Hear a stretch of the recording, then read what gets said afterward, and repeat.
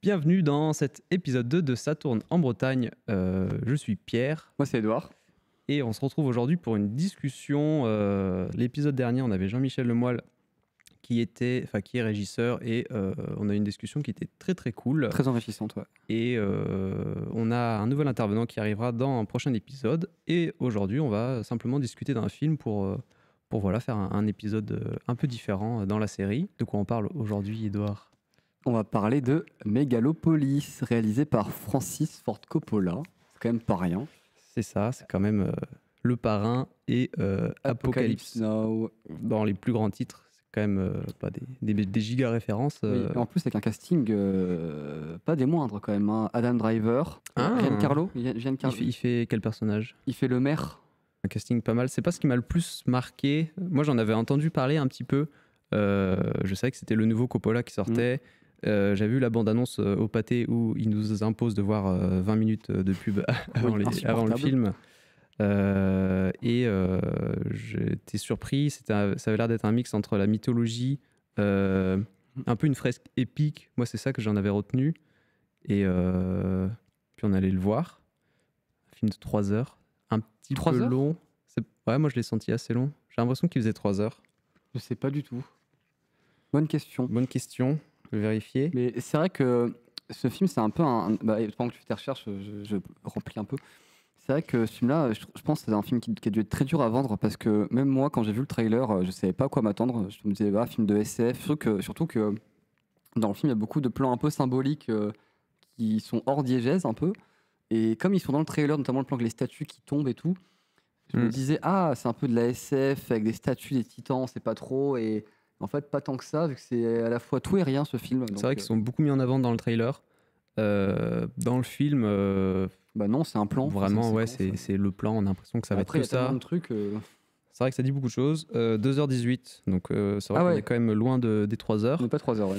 On laisse en passer. 2h18 de beaucoup de choses. Ouais. Je pense que c'est un peu le point principal. Il y a énormément de thématiques et c'est très symbolique.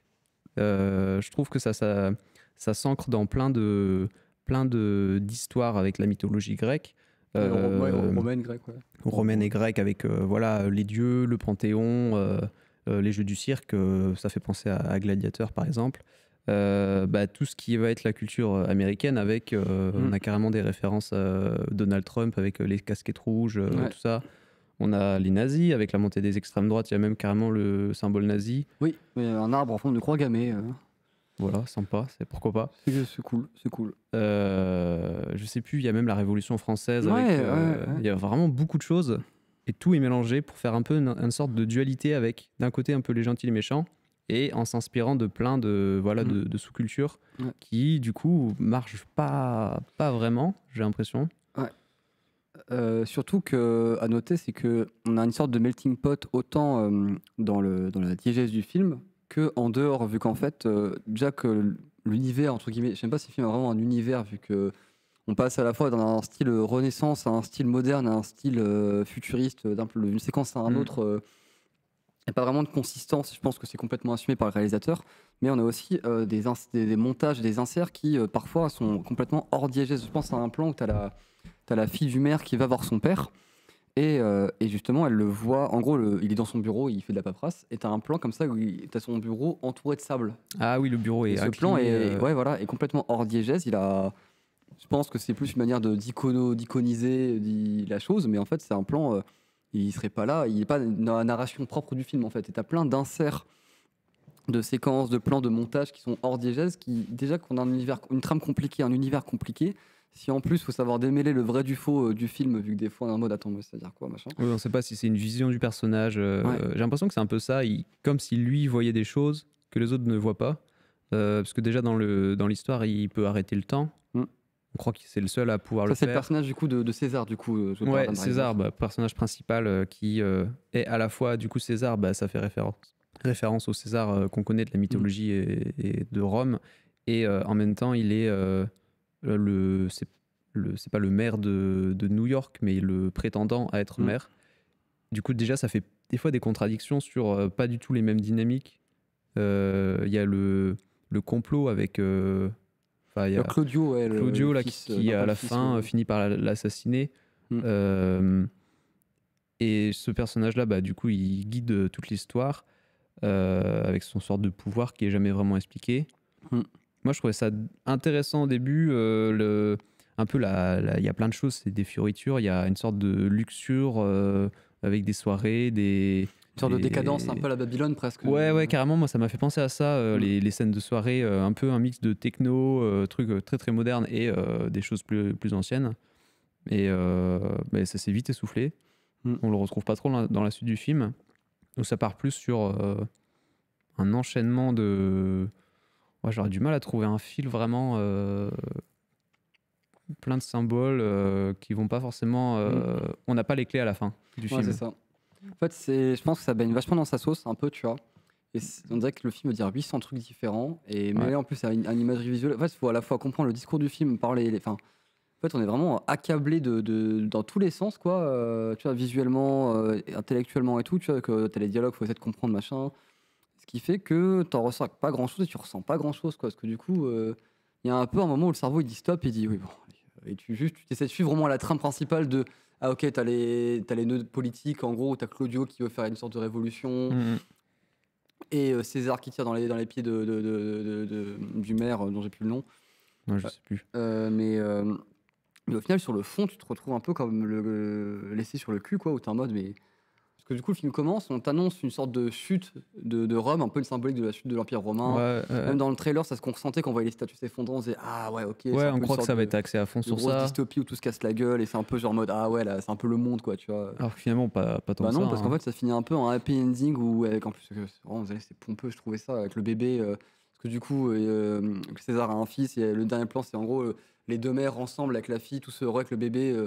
Vraiment symbole d'espoir qui fait des petits bruits de bébé. En plus, ça se voit que c'était rajouté au montage et que c'était pas. Enfin, ça se voit que c'est vraiment fait les sons de bébé.y. Enfin, moi, je trouve ça assez ridicule, quoi, pour le coup. Mais... Pour le coup, il y a plein de choses, je pense, qui sont rajoutées au montage. Oui, bien sûr, mais là, ça c'est vraiment. Oui, parce que c'est quand même. oui. C'est quand même. Bah, ça repose vachement sur les effets spéciaux, la 3D, qui est un des points, je pense, assez importants du film. Bah, on a une époque où on peut faire de l'ultra-réalisme. Là, ils y vont pas du tout. C'est des fois assez étonnamment, je sais pas si c'est mal fait ou pas beau, mais ils sont pas dans une esthétique à chercher le réalisme. Du coup, c'est pour ça que je pense que c'est un film qui se veut très symbolique. En fait, ils veulent montrer des formes plus que imiter la réalité. Et des fois, les formes à l'écran vont en contradiction avec le propos, vraiment le dialogue des personnages.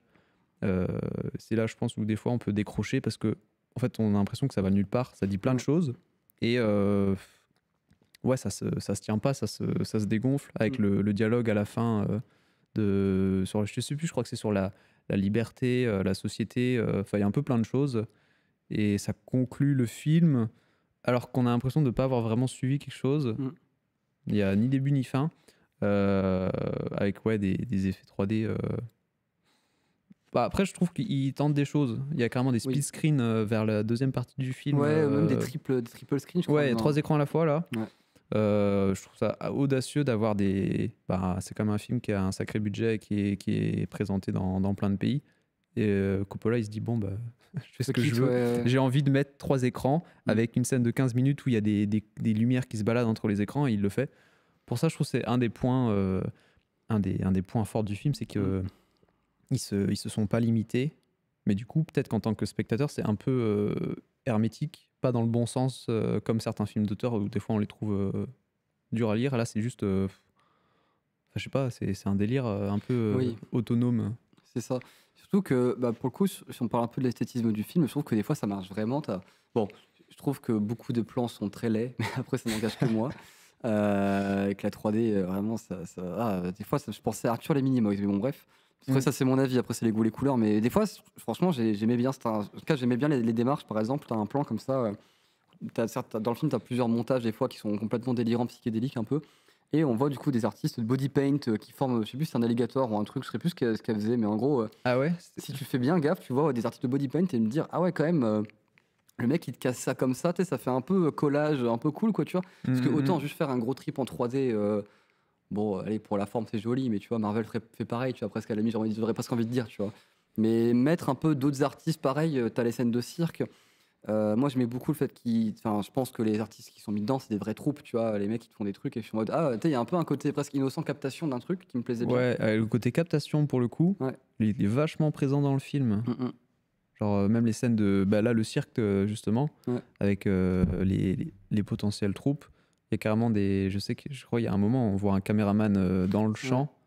Bon, c'est peut-être un détail, mais je trouve ça marrant. Ouais. Tu vois un peu voilà, l'arrière-plan, il aime bien Mm. montrer tout la fabrique des choses. Même, je pense, tu sais, la séquence, c'est la première scène où on voit vraiment César dans sa plus grosse forme, un peu, tu sais. Et, tu sais, ils sont sur la maquette de la ville. Et t'as Mhm. le maire qui s'embrouille avec César, et César il fait toutes ses tirades, et le maire est un peu en mode oui, bon, là il est ridicule. Et ça faisait vraiment théâtre un peu, vu qu'en fait t'as vraiment le public qui est autour. Eux ils sont une sorte, tu sais, c'est un peu genre théâtre, tu sais, les théâtres un peu avec scène ouverte, un peu comme ça, tu vois. Ouais, ouais, ouais. Il y a un peu ce mood-là de ah bah tu vois, il est autour des gens, en plus il y a un peu la symbolique de ils sont au-dessus de la ville, tu vois. Et il y a vraiment ce côté ouais, théâtre déclamé un peu. Bah, je pense que cette scène-là particulièrement, elle faisait peut-être référence au théâtre grec. Ouais, Ou peut-être. peut-être pas le théâtre grec, mais ce côté. Je sais plus comment ça s'appelle. Il y avait une place commune où les Ah oui, gens discutaient. l'agora, L'agora, ouais, c'est ça. Ouais. Ça me faisait un peu penser à ça, avec les gens autour qui écoutent et le débat public qui peut avoir lieu. Et du coup, en fait, il n'y a pas d'autorité, c'est qui parle, qui a le droit de parler et imposer son propos. Et peut-être aussi un peu le côté court à la française, avec la cour autour qui écoute le roi parler. Et c'est encore au début du film. Après, on le perd totalement, ce truc-là. Enfin, la scène, on la retrouve plus. Ouais. Et il n'y a plus trop ce jeu de pouvoir. C'est César, du coup, il prend sa place de dominant dans l'histoire. Et ça part plus sur le côté science-fiction, avec son pouvoir, ce qu'il peut faire, tout ça. Peut-être moi, un point qui m'a un peu. Que j'aurais bien voulu voir plus développé, c'est que quand même, on a du mal à la fin à comprendre juste le fondement de l'univers. Il y a une sorte de matière qui permet de faire des choses, qui est un peu la clé de tout, là, son matériau, qu'il a plus ou moins inventé. Le mégalone. Ouais, voilà, c'est là que vient le nom du film, je pense. Et jusqu'à la fin, en fait, on sait pas vraiment d'où ça vient, ce que ça fait. Et c'est un parti pris, mais peut-être ça laisse trop la place à l'interprétation. En fait, il n'assume pas qu'est-ce qu'il dit. Bon, alors c'est pas ça le propos du film, mais moi ça m'a un peu laissé sur ma faim. En fait, je pense que à force d'abondance de symbolique, on perd des images fortes qui marquent. Tu vois, genre si jamais le film était t'enlevais toute cette surenchère et que tu gardais que ça, tu sais, parce que j'avoue, je sais même plus ce que ça fait le méga. Enfin, c'est un peu le truc magique, quoi. Ça répare des cochilles. À un moment, ils font tout avec. Je crois que c'est un matériau. Une chirurgie à moitié, ouais. Tu peux sauver des gens, c'est résistant. En même temps, c'est peut-être dangereux. Mais tu vois, il y a tellement de trucs qu'à la fin, tu t'en fous un peu de ça, quoi. Et en fait, tu retiens que quelques images et à la fin, tu retiens rien. Et...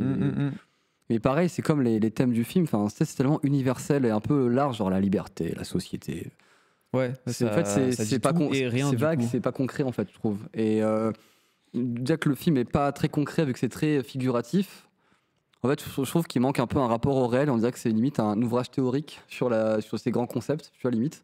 Et qu'il n'y a pas d'application concrète, vu que, en fait, c'est tellement déconnecté du.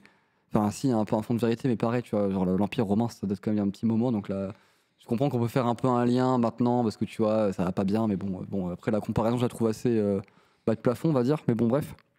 Mais du coup, ça fait que si tu veux faire des liens, enfin, oui, tu fais les liens, tu vois, ok, t'as Trump et tout. Mais en fait, limite, une caricature, ça aurait fait le même effet, sauf que ça n'a pas pris 2h30 à se faire, tu vois ce que je veux dire, un peu, quoi. Soit j'ai pas compris le film, soit c'est vraiment que c'est un peu tout ça pour ça, quoi, tu vois, je trouve. Je me pose la question, pour quel public, en fait, ça s'adresse, à quel public ça s'adresse. Et est-ce que Coppola, quand il a fait ça, ou est-ce qu'il a juste fait un truc qu'il a envie de faire? Je crois qu'il l'avait écrit depuis longtemps, ce film-là. Il avait le scénario depuis un bail, et c'est son dernier film, je crois. Donc, il me semble. Ça se trouve, j'ai une connerie, mais il me semble qu'il avait déjà le scénario en tête depuis très longtemps. C'est un peu son truc qu'il voulait faire à tout prix. Et si c'est son dernier film, ça me semble pas déconnant qu'il soit dit bon, vas-y, quitte à faire mon dernier film, je me fais kiffer. Je mets tout dedans, tous les trucs qu'il a jamais pu faire. Même si je trouve que sur le fond, c'est quand même très brouillon. Moi, je trouve ça complètement cool qu'ils se disent vas-y. Un peu comme, peut-être que je vais un peu loin, mais un peu comme un Godard à vouloir casser la forme filmique classique et de dire non, je m'en fous, mon film il a Ils mettent des plans qui sont hors diégèse juste pour l'imagerie symbolique et un peu faire comme une sorte de méga collage d'images, tu vois. En restant quand même très très commercial et aller jusqu'à dire qu'il casse la forme, peut-être plus dans ce qui se permet en fait. Il reste très commercial, mais C'est-à-dire, je pense de là à les comparer à Godard, Non, je vais loin, mais il y a quand même, enfin, ça reste un film oui, dans bien le sûr. système hollywoodien qui Oui. respecte quand même pas mal de codes avec justement les acteurs connus. Oui. Et ça fait un hybride du coup. Peut-être ça qui est un peu étonnant, c'est que c'est pas c'est pas un film indépendant. Pas du assez tout. radical peut-être. Du coup, Et ouais, si on s'attend à un film classique hollywoodien, enfin pas classique, mais enfin voilà, dans ce oui, qui un se fait à blockbuster Hollywood, comme on n'est pas dedans. On n'est pas non plus dans un film qui a vraiment un propos et peut-être, je sais pas, est-ce que lui, le contexte de production, est-ce que il y a eu des contraintes qui ont fait qu'il n'a pas vraiment eu sa vision ou est-ce que c'est complètement lui ce qu'il voulait faire Je pense que vu les films qu'il a fait avant, il est au stade où il peut quand même produire ses propres. Enfin, je crois que c'est lui qui produit ses films. En tout cas, il a quand même un sacré pouvoir décisionnaire sur la production. C'est un film qui pose question. Peut-être plus un film qui parle de Coppola en fait que de quelque chose d'autre. Enfin, ça sent que c'est très personnel et que c'est un propos. Ouais, voilà, moi j'avais la sensation que ça voulait dire quelque chose. Il y avait un fond, quoi, vraiment, vraiment très présent. Mais que dans la réalisation, au final, ça marche pas. En tant que spectateur, on a du mal à percevoir, mais pourtant on sent qu'il y a vraiment un gros fond derrière. Là, limite, j'avais un peu à me demander est-ce que c'est pas plutôt un film pour lui plus que pour le spectateur en fait, quoi, tu vois, parce que je sais plus, j'avais carrément vu sur Letterboxd, parce que du coup je le follow sur Letterboxd, voilà. Il a carrément fait une petite liste en mode les films qui m'ont inspiré pour Megalopolis. Et je crois que tu as certaines comédies un peu d'Hollywood classique et tout. Même là, tu vois, je sais que tu as des séquences dans le film qui me faisaient carrément penser un peu à ça, où tu vois, tu as la première scène, tu as la fille de la mère qui va voir César. Et tu as ce truc vraiment. Enfin, c'est subtil, hein, mais si tu fais bien gaffe, il y a un peu ce côté, même de commencer à filmer un peu comédie Hollywood classique, où tu sais, genre, tu as la meuf qui va faire chier le mec un peu bougon, et tu vois, il y a un peu un jeu en mode, elle joue avec une sorte de. Tu sais, elle a une sorte de décoration, tu sais, ça tourne et tout. Elle casse à le moitié casse la à déco, moitié et machin, et peut-être un peu un comique de situation, un peu presque slapstick, un peu, tu vois. Et ça, par rapport au reste du film, ça n'a rien à foutre là. Et je me dis, mais en fait, si ça se trouve, juste il a fait un peu une Tarantino, mais fois 1000, en mode il a pris ce qu'il aimait, il a dit, j'en fais un film, je m'en bats les couilles. Parce que pareil, tu vois, tu passes de ça, et tu vois, dans le film, il se veut un peu SF dystopique avec des plans en 3D, avec des gros écrans, des machins. Puis à un moment, dans le film, t'as comme ça une séquence où, de nulle part, on dirait que c'est une vieille comédie romantique comme t'en vois sur Netflix où tu sais genre il y a pas un élément de science-fiction, il arrive dans la voiture la plus normale du monde et tu sais t'as même pas, enfin le décor ça faisait vraiment il soit dans la ville et c'est puis vrai voilà, tu vois. que c'est la cohérence du lieu. Des fois, tu te poses la question. Bah pour moi parce que vraiment c'est un peu après c'est un choix mais pour moi c'est un peu comme ça l'arrange. Bon bah là j'ai envie de faire mon délire un peu SF, là ça s'y prête pas, hop tourner en vélo ça fait amplement l'affaire et tout. Même dans les vêtements, parce qu'un coup ils sont en toge et dans le film à ce moment-là, je te dis, il avait vraiment son vieux manteau sorte de manteau vraiment, enfin, un mec dans la rue que tu croiserais quoi, tu vois, il y a plus tout cette symbolique un peu romaine et tout. Moi, je me demande si c'est pas vu qu'il y a justement les scènes 3D sont pas forcément super bien faites et des fois on voit des choses genre le plan avec le sable où on sait pas si c'est la vision du personnage ou autre chose. Est-ce que c'est pas juste tout le point de vue par exemple de César et que du coup des fois on voit des choses tu vois, c'est un peu plusieurs univers et en fait, c'est ce qui compte, c'est pas l'univers, c'est plutôt le propos du personnage ou son parcours. Enfin, je saurais pas du tout où est-ce que ça se situe, mais parce que sinon, il y a pas mal de choses qui sont presque incohérentes où on sent que c'est pas un total unifié. Ça part un peu dans différentes directions. C'est pour ça que je parlais d'un peu film théorique, en mode c'est un peu genre film concept de on mélange des imageries, on colle des trucs. C'est clair que le concept, film concept, ça marche bien. Tu vois, c'est comme là, tu parlais à moi de la Révolution française. Je pense que c'est un peu le but du film où tu sais, genre, ok, on a totalement sur une imagerie romaine et tout, tu vois. Mais hop, je vais insérer cette iconographie Révolution française. Et je pense qu'il y a un peu ce truc de. Bon, tu vois où en gros Coppola dit un peu au spectateur, bon, tu vois où est-ce que je veux en venir. Hop, c'est un peu des meufs habillées en bourgeoise, en noble de la Révolution française.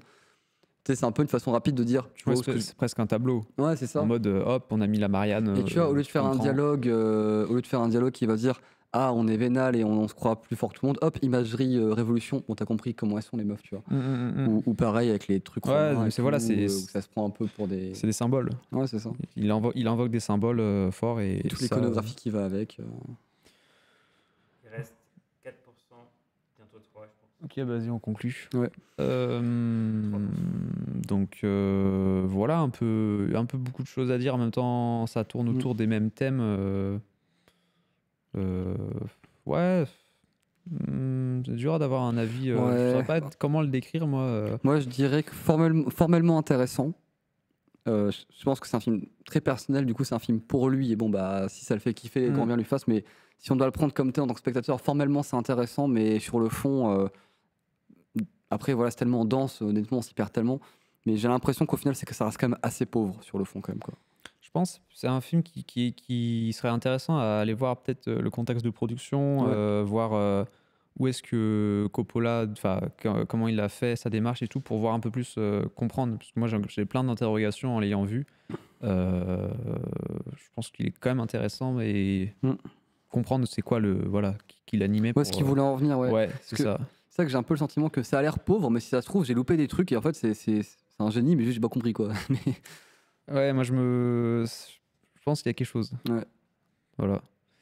Et ben ça conclut cet épisode de discussion critique où on parle de films. Là, c'est un film du moment. Je sais pas quand est-ce qu'on sortira l'épisode, mais peut-être qu'il sera encore en salle, sait-on jamais. Espère.